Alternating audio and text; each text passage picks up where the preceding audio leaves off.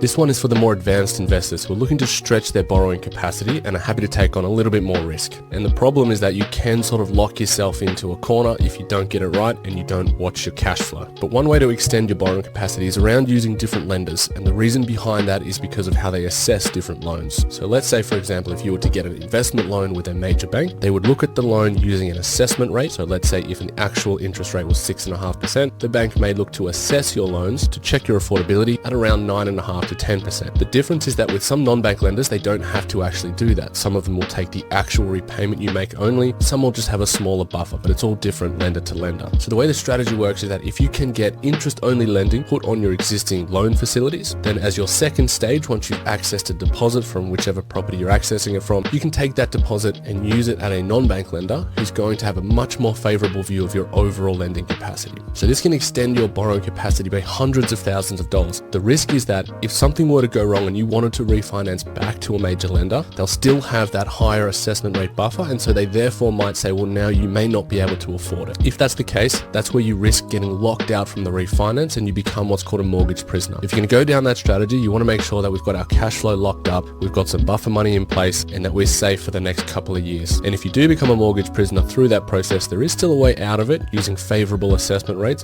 but to plan for that up front, again, is a much more advanced strategy and you've got to take on a little bit extra risk.